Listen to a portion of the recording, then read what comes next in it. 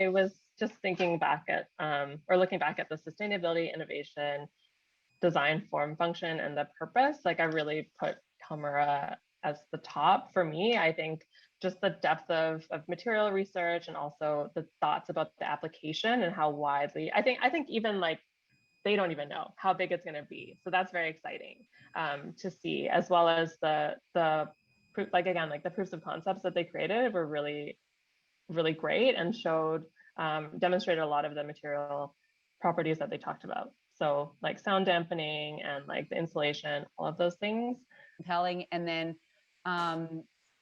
the material. I mean, again, I agree with Amanda. I think that they probably don't even know how far they can take the applications of it.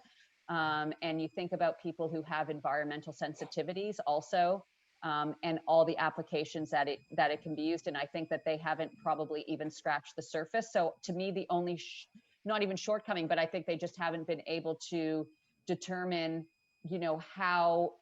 how mass they can make it. How can they scale the manufacturing of it while still keeping the integrity of both the material and the thoughtfulness behind it. But those were my three. Great. Catherine, your comments. Yeah, well, we're all in sync because we came up with the same top three. Mm-hmm. And I echo each of everything that Amanda and Elizabeth has said. The Calmura was really interesting again for the potential of that just being the scaling up could be awesome and amazing and so transformative in the built environment if it does happen. And so I think that's super exciting, and the potential is there. It's, can it be, can they actually get the business model to work, which would be, I guess, the biggest leap. But the concept is very solid and it's very inspiring. They kept saying, and the other one is still in its very much like nascent stage, right? They're both winners in my eyes. Amanda, your thoughts around that? It was really hard.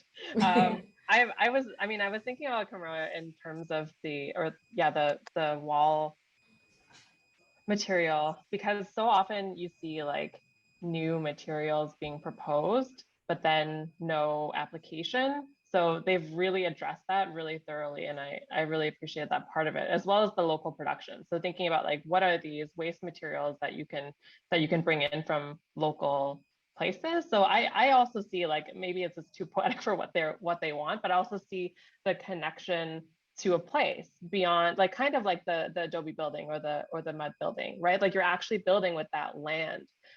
So seeing it as a connection to like the agriculture and like really like having the terroir of the place in your building material, that was an exciting potential for me. Elizabeth. There has to be a tiebreaker. Maybe.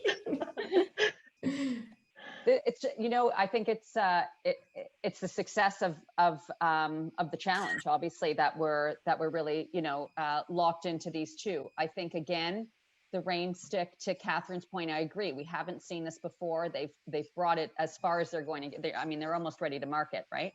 And again, I know I've said this, but it does go back to, wow, if you could have a product that makes you think every single time you use it, every single time you interact with it, I mean, what an achievement. Mm-hmm. I think that it has worldwide applications, in countries, like Canada, where we've got, most of the world's freshwater supply, as well as countries that are starving for freshwater supply. And so I think that kind of application is super compelling to me. And to Catherine's point as well, I mean, the design itself, in and of itself is quite a beautiful design. With regard to the material, I think the same way, in that it has a lot more applications possibly than they've let on. I'm not sure though, how well it's been, and I might have missed this, but how well it's been tested, for example, in various geographies, in various temperatures, and the variances between temperatures and various climates. So if you're going to, I mean, I know they're in British Columbia, which is great because you can be in almost, a rainforest environment to a cold environment, but what happens, in between those changes in seasonality?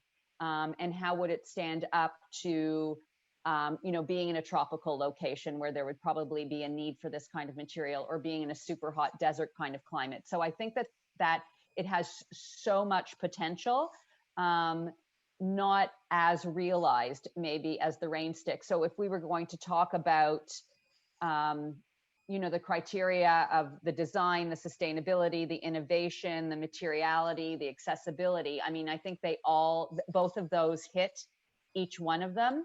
But for me, what I would say is that I think that the rain stick is probably more fully realized. And I think that there's simplicity in that single message about it that I really like. It's not Great. complicated, right? It's Yeah. really not complicated. Yeah. Yeah. Yeah.